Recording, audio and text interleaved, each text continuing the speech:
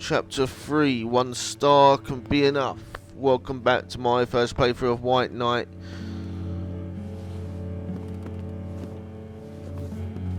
Just started chapter 3 as you can see.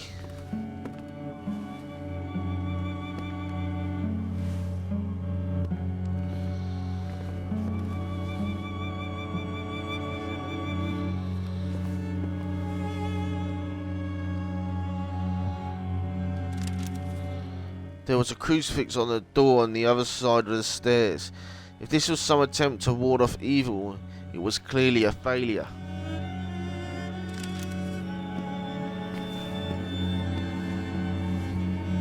At any moment I could encounter whoever had unearthed the coffins.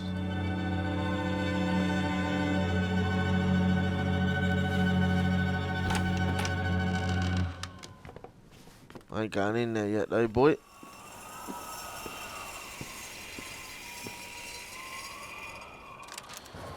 From Henry to Margaret. Margaret, the day I touched your cold hand for the first time, I knew we would never love each other.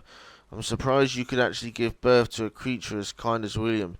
Actually, I like to believe life chose the best for him, in spite of everything, in spite of you. I don't have much longer to live, I'm dead already for you, so be it. But I need to write about the future, about William, about Vesper Co. I passed my instructions to my old friend and assistant Jack Winterstone.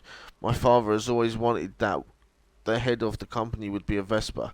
William, my only heir, is but a child, but you will have to replace me at the board, and I trust you will handle it like a true Vesper. I don't trust you, but William still needs his mother.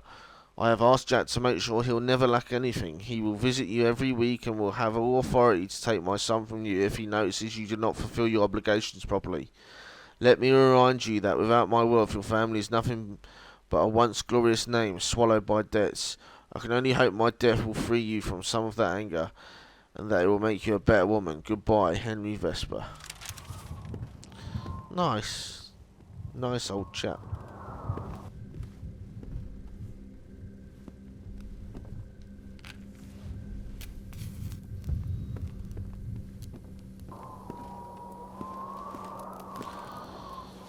I've got some pictures. Looks like Richard Harrow of fucking Boardwalk Empire.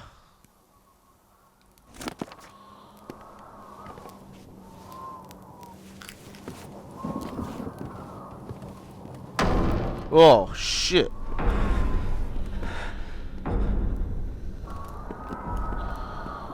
I get it, you still want to get bothered, alright. Let's check this room out then. Feeling her so close was overwhelming. For a moment, I was a teenage boy again, witnessing a woman's magic for the first time. Seated in a chair in front of a great mirror, Selina was waiting, facing her reflection as it was frozen between two worlds. I was the one to bring her back to reality.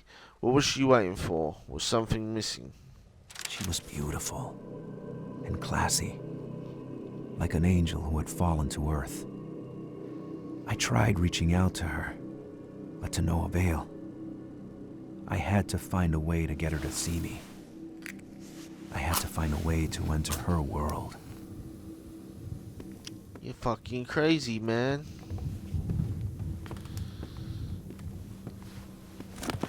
From Selina to William, excerpt 4. Jim loves jazz. Really, he's so sweet. I am his princess from the cold, he says. We are in May of 1936 and he thinks the West Coast isn't swinging enough. Jazz expands from New Orleans to New York, where clubs are crazy. They dance, they sing, the party never ends. And that's why everything takes a new turn this very year. Jim tells me he loves me. I'm 24 and he is 15 years older. But I don't care. He's the first man I ever really knew. He wants to move his office to New York and to live there with me. New York, can you imagine? But the band refuses to go. Gats has a kid. Marcus is about to get married. Bill doesn't like New York. This is the end of Selina and the Frozen Sons. I don't care, Jim says. The audience wants you and they will have you. My parents disagree. If I leave, I'm not their child anymore, but I already belong to my fans. An empty head devoid of memories. I felt close to that doll. You're a fucking weirdo then, man. Right, we get to save it.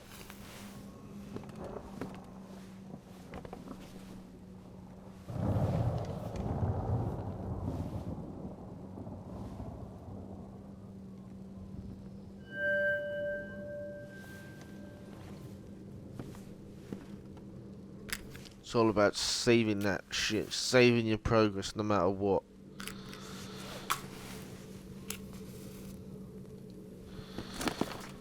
From Selena to William, excerpt 5. I will always remember 1936, the year I discovered the jazz clubs in Harlem, the Savoy Ballroom, the Radium Club, the Log Cabin, the Cotton Club.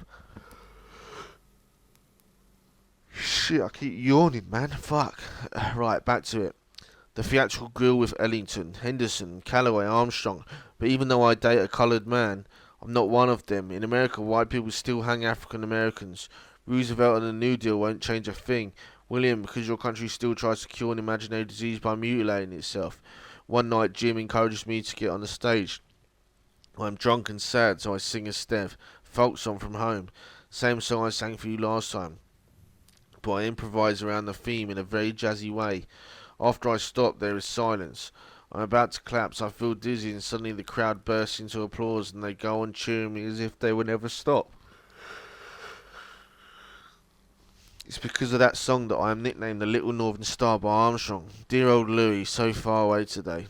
God damn, I always play the games when I'm fucking tired. Why does it have to be a game like this where I'm trying to read shit out? So many women on these walls, among them I could see Selena. There were many women portraits on the walls of that room. Many photographs looked old. Women of family, maybe. This guy's like a fucking sex fiend or some shit. These books were covering the modern evolutions of fashion. Firstly, family was strongly bound to the textile world. Fucking another door there. I tried to find a link between all these faces to no avail. Oh.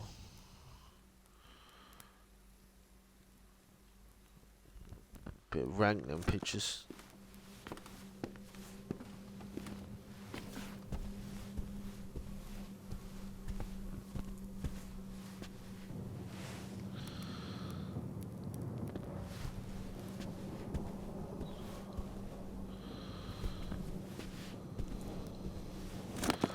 California by Selena Sandvik. California, you salty flowers have curled.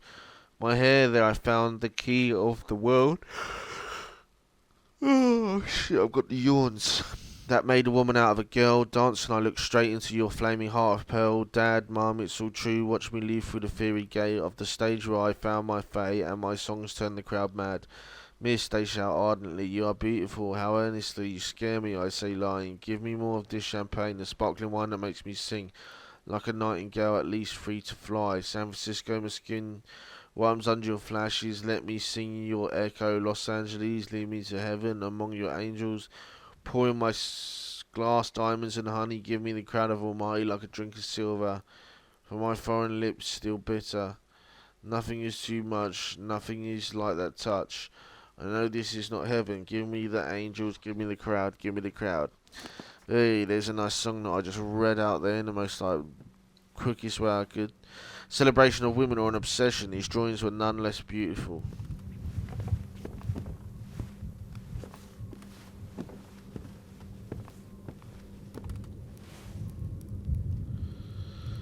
This scrawny body was like a rotting wound over the landscape. I think you said that.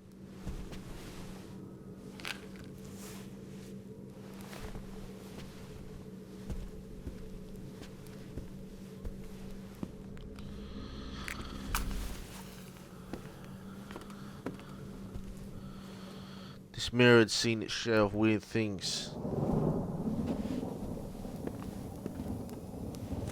William Vesper's Diary, excerpt 15, March 19, 1932. Yesterday, Luna had abandoned me. The sky was bottomless. I tried to fix the house wiring, but I ran away. Only the smoke remained. I went to town only to learn that Selena would not sing that night. Damn the bad luck. So I drank. When I was drunk, I sat by the piano as I would at home. I improvised a jazzy lament, and when I raised her head again, she was there, holding a glass in her hand. Something burst inside of me. She started to sing, encouraging me to keep playing. Then she said, I already met pianists with golden fingers, but yours are made of flesh. There's a lot of humanity in your touch. You are talented. We drank the whole night and spoke of the past. She ended up crying. I didn't know what to do. Her face was attracting the light, like the crescent moon. Now she wants me to play for her on stage. With her, I'm so happy and crazy, sick from too much drinking. Crazy motherfucker. Selena, ghostly goddess, was a beauty that used to be well alive. Wobbly wardrobe, probably home to moths. She was waiting for something. Me? No, she didn't even see me.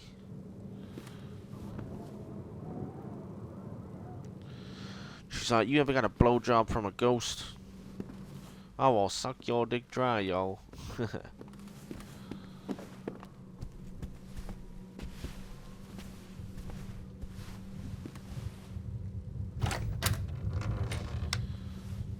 Oh. Ah, so we're in that hallway now. William Vesper's Diary, Excerpt 6, November 21st, 1969. Tonight I again wake with a start. It felt like there was a weight on my chest. The shadows seemed to condense more and more because of the hatred. Her hatred. That wench will never leave me in peace. I tried to turn on the light, but the fuses tripped once again.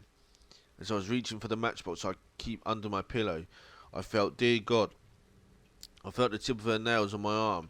I screamed and fell out the bed. Then I remembered the matches I keep in the pocket of my pyjamas. As the darkness that were lurking below the bed started crawling along my legs, I scratched the match and felt as if the room started to inflate, returning to its original size. I couldn't sleep anymore. I went to town. Once again I had to do something, but these moments of peace are getting shorter and shorter.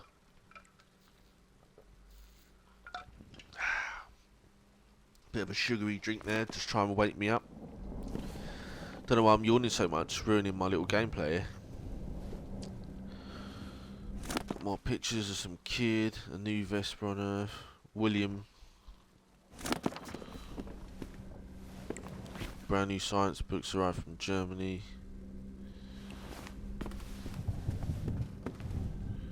Hand-drawn portrait of a young man was unexpectedly delicate.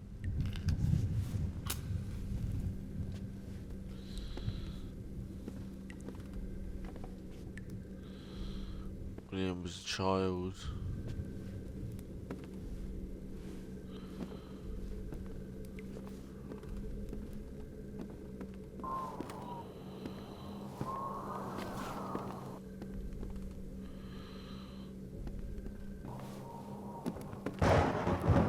Alright, that's the room we was in.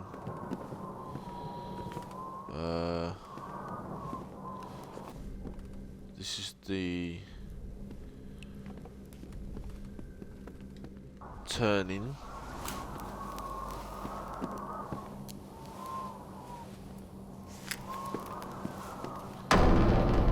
Seems to go round a bend. There's all scratches on the door. There's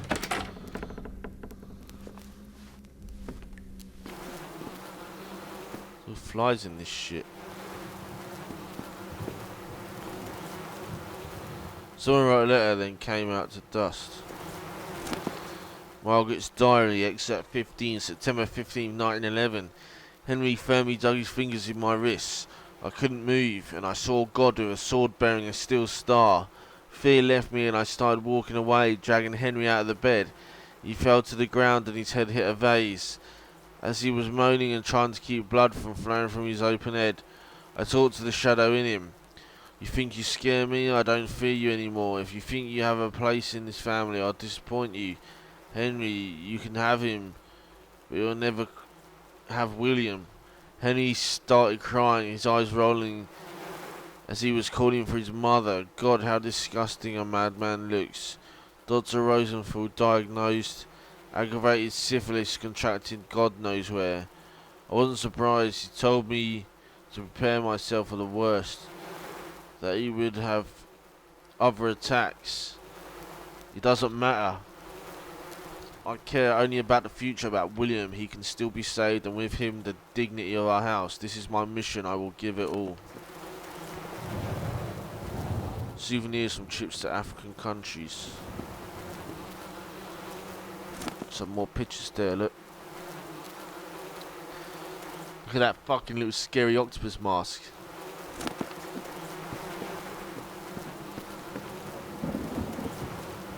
The meme was still there outside, it would never have abandoned us. A collection of tiny children cards protected behind the glass. There's a ghost in that bed. Margaret's diary says 16 June 3rd, 1913. I haven't entered the room since the first attack. Today I went to visit Henry after my prayer. I expected to find him broken down, wrapped in stench of death. On the opposite, he looked peaceful and the room was clean. The servants were taking care of him like a child. When I asked him how he felt, he laughed. You are a dark son, Margaret. You being here doesn't bode well. I offered him to pray with me, to share what he had on his heart. He answered, you can't share anything with a locked chest. God is open for you. I told him, I'm only his vessel. He started reciting the Bible. Now the earth was formless and empty. Darkness was over the surface of the deep. Then he formless and empty. Darkness was over the surface of the deep. Then he added, this is what the world is to me now. It also says that the Spirit of God was hovering over the waters. I tried, he laughed. You who are filled with his Spirit every day, look at you and tell me it's not poisoned. I left him. His soul is dead, his body's dead. His body will still follow.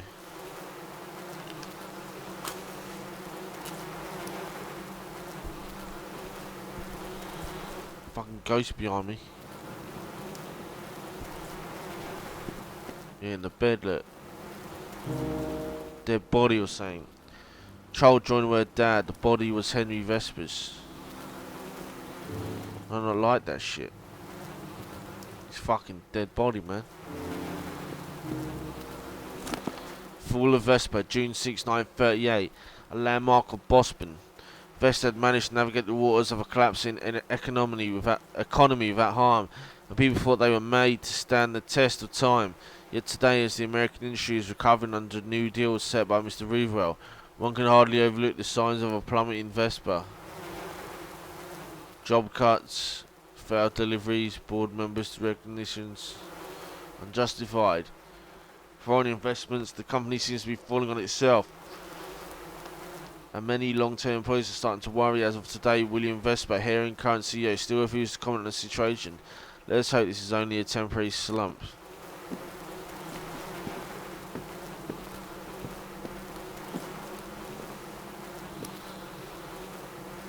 Not so comforting for a dead body in such a state.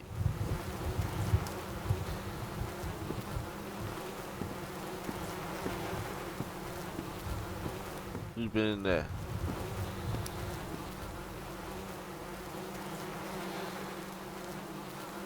Come on, been in there yet, boy?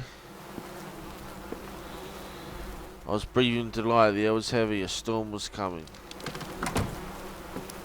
Someone locked the door. Henry Vesper's stare was soft and caring. Here we go. Henry Vesper, last note, June 1913. This is June, but I can't tell which day it is. I'm not only losing my mind, I'm losing my memory as well. My father left me two things. One of the biggest companies in Boston, and this disease that corrupts my blood, weakens me and keeps me away from my family. When I come out of those manic depressions, or manic episodes, I'm feeling empty, exhausted and convinced that it's only a short break before the next one. What really breaks my heart is that William sees me in this state. Despite all my efforts to spare him the worst of it, his affection for me hasn't changed, and I love him even more for that. As for Margaret, she finds me disgusting and makes no efforts to hide it from others. She's not a wife, she's not a mother, she's a wolf, only waiting to tear you to pieces when the moment falls to your knees. I'll fight to the end, just to show her bravery is not the result of a strict education, nor the legacy of a long-lost glorious past. Bravery is facing hardships while remaining true to yourself, and I'm not lacking in that matter. I hope William figures it out as well.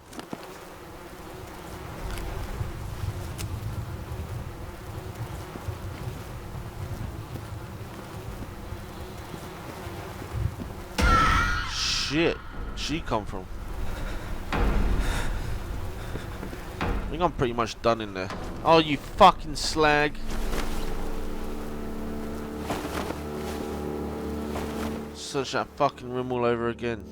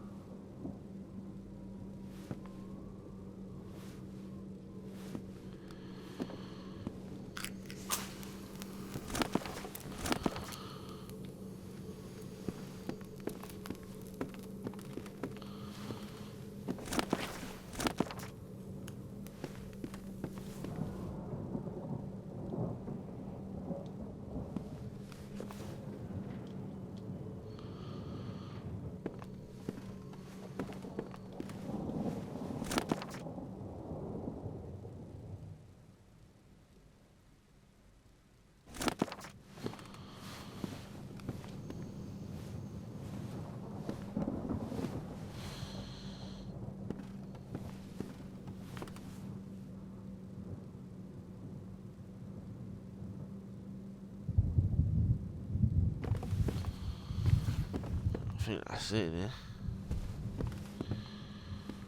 Anything else? Some pictures and stuff.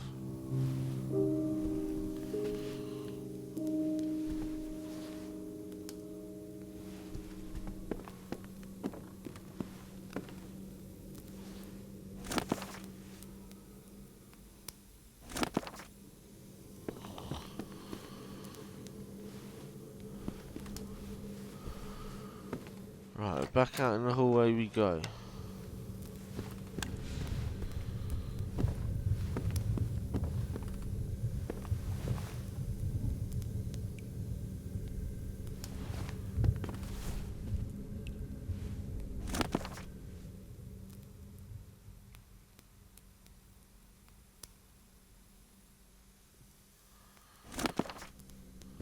Right, is there anything else?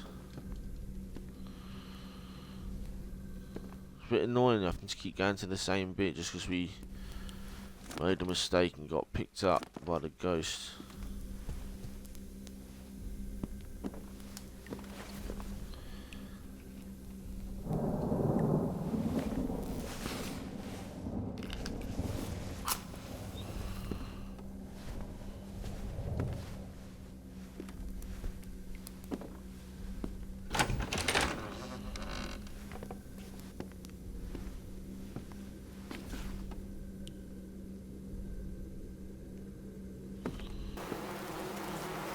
It's cursed.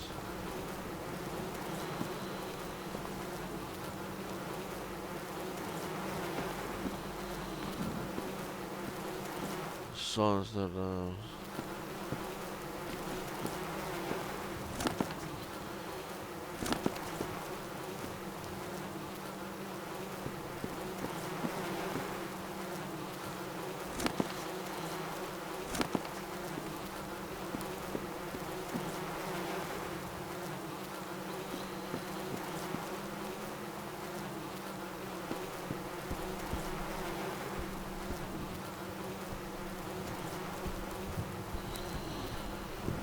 Shit. Don't really want to go dark in here because a fucking ghost in this bitch.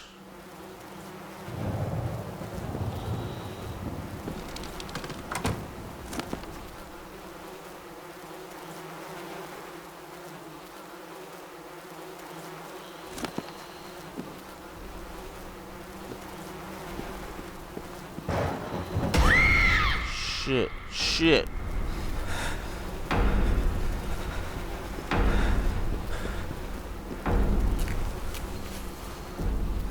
Probably gonna get me, trap me in this corner now, I bet.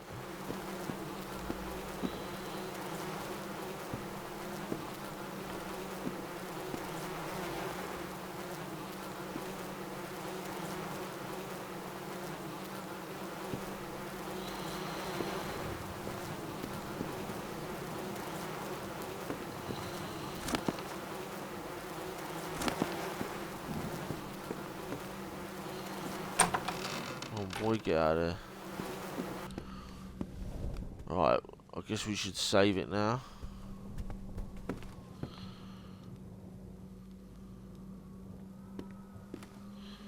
It's getting crazy.